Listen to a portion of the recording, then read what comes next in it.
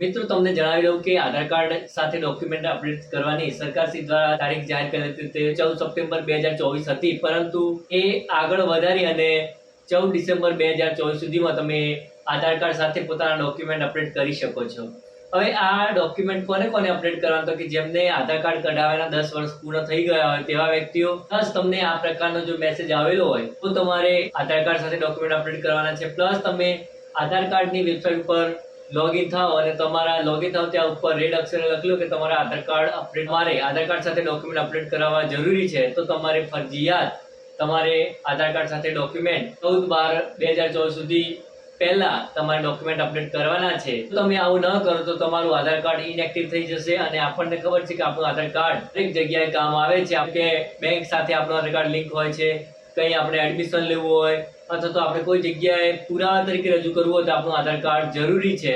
અને જો આમ આપણે ના કરીએ તો ઇનએક્ટિવ થઈ જાય તો આપણને ઘણી બધી મુશ્કેલીઓ પડે છે અને આવી મુશ્કેલીઓ ન પડે તે માટે હું તમારા માટે સંપૂર્ણ માહિતી કઈ રીતે આપણે ડોક્યુમેન્ટ ઘર બેઠા આપણા ફોનથી અપલોડ કરી શકીએ તેની સંપૂર્ણ માહિતી આ વિડીયોની અંદર હું તમને પ્રેક્ટિકલી બતાવવાનો છું। મિત્રો હું જ તરાલ હજી સ્વાગત છે તમારું મારી YouTube ચેનલ પર। જો તમે મિત્રો ચેનલ પર નવા હો તો ચેનલ સબસ્ક્રાઇબ, લાઈક, શેર કરવાનું ભૂલતા નહીં। Let's start video. મિત્રો આધાર કાર્ડ સાથે આપણા ડોક્યુમેન્ટ અપડેટ કરવા માટે આપણા ફોનથી કે અથવા તો કમ્પ્યુટરની અંદરથી આપણે ગૂગલ ક્રોમ બ્રાઉઝર ઓપન કરવાનું છે। આપણું બ્રાઉઝર ઓપન કર્યા બાદ તમારે અહીંયા એડ્રેસ બારની અંદર લખવાનું છે UIDAI એટલે કે આધાર કાર્ડની આ વેબસાઇટ છે એ તમે ટાઈપ કરી અને અહીંયા તમે જોઈ શકો કે જે પહેલી જ લિંક છે તેના ઉપર તમારે ક્લિક કરવાનું રહેશે। પહેલી લિંક ઉપર ક્લિક કરશો એટલે થોડી વાર તે જો તમારું નેટ સારું હશે તરત ઓપન થઈ જશે, બાકી થોડી વાર લાગશે। વેબસાઇટની લિંક ઉપર ક્લિક કર્યા બાદ તમે અહીંયા જોઈ શકો કે વેબસાઇટ ઓપન થઈ ગયેલી દેખાય છે અને આ એનું ઇન્ટરફેસ છે। અહીંયા પહેલાં જ માય આધાર કાર્ડની અંદર પહેલું જ જે સેક્શન છે ડોક્યુમેન્ટ અપડેટ તેના ઉપર આપણે ક્લિક કરવાનું છે।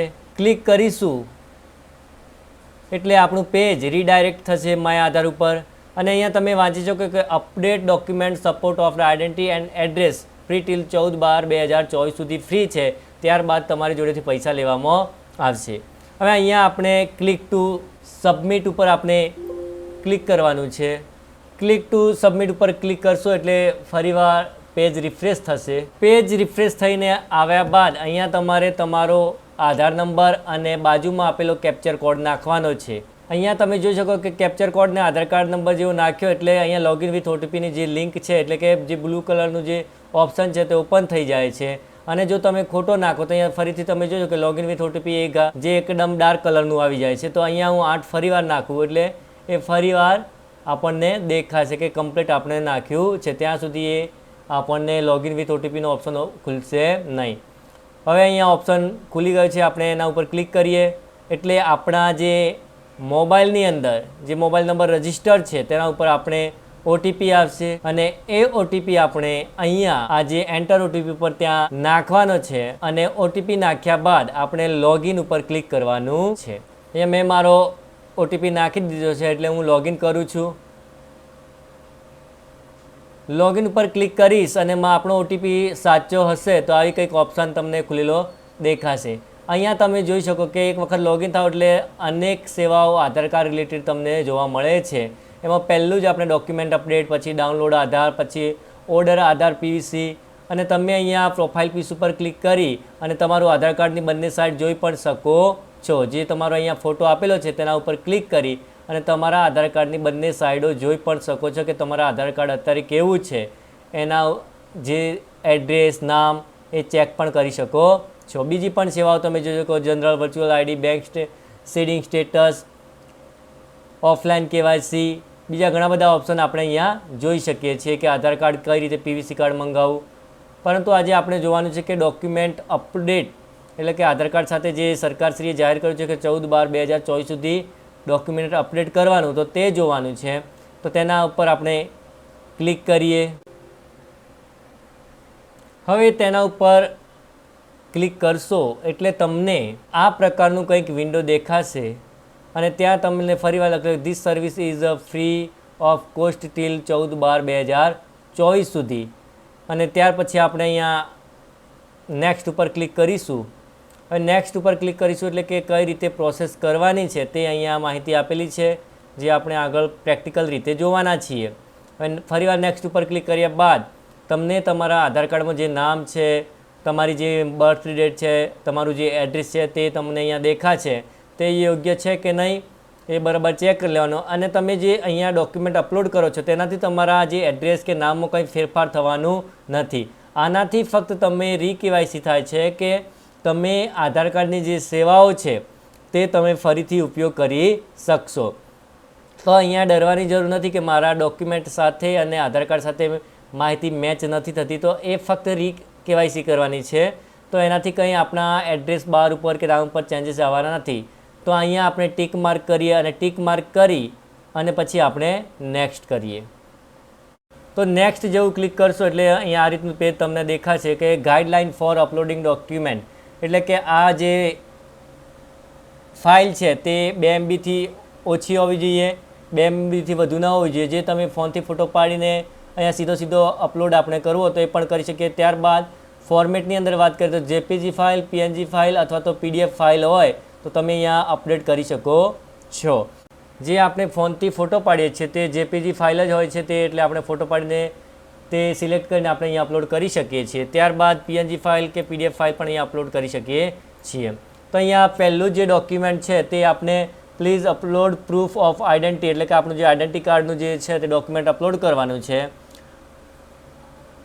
ડોક્યુમેન્ટની અંદર જોઈએ તો ઘણા બધા ડોક્યુમેન્ટ આપેલા છે. અહીંયા kisan card, PAN card, PAN card, ST/SCનું જે સર્ટી છે તે છે. ત્યારબાદ આપણે સ્કૂલ લિવિંગ સર્ટી હોય તો એ પણ અપલોડ કરી શકીએ છીએ અહીંયા. ત્યારબાદ જોઈએ તો આપણે અહીંયા છેલ્લે વોટર ID જે છે તે મારી જોડે છે એટલે અહીંયા આ સિલેક્ટ કરું છું. વોટર ID અથવા તો એ કાર્ડ હોય વોટર ID પણ તમે કરી શકો છો. અહીંયા સિલેક્શન કરી અને અહીંયા view detail of upload document પર હું ક્લિક કરું છું. ક્લિક કર્યા બાદ કન્ટિન્યુ ટુ અપલોડ ઉપર ક્લિક કરવાનું છે અને ક્લિક કર્યા બાદ મારા જે કમ્પ્યુટરના જે ફોલ્ડરની અંદર મારી જે ફાઇલ હશે તે અહીંયા હું સિલેક્ટ કરીશ. અને સિલેક્ટ કર્યા બાદ અહીંયા તમે જોઈ શકો કે મારી ફાઇલ જે છે અપલોડ થઈ ગઈ છે અને 100% બતાવે છે. ત્યારબાદ હું એડ્રેસ પ્રૂફનું જે ડોક્યુમેન્ટ છે તે હું અપલોડ કરવા માટે નીચે જઈશ.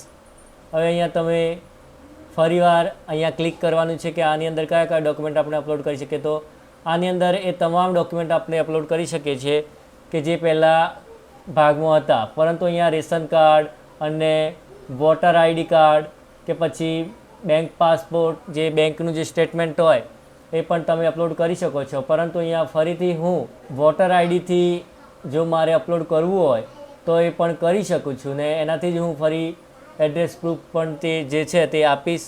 હવે સિલેક્શન કરી અને ફરીવાર હું વ્યૂ ડિટેલ ઓફ અપલોડ પર જઈશ. ત્યારબાદ હું કન્ટિન્યુ કરીશ. કન્ટિન્યુ કરી અને ફરીવાર હું મારું વોટર ID જે કમ્પ્યુટરની અંદર પડ્યું છે તે ફાઇલ અપલોડ કરીશ અને અપલોડ કરીશ એટલે 100% અહીંયા તમને બતાવશે.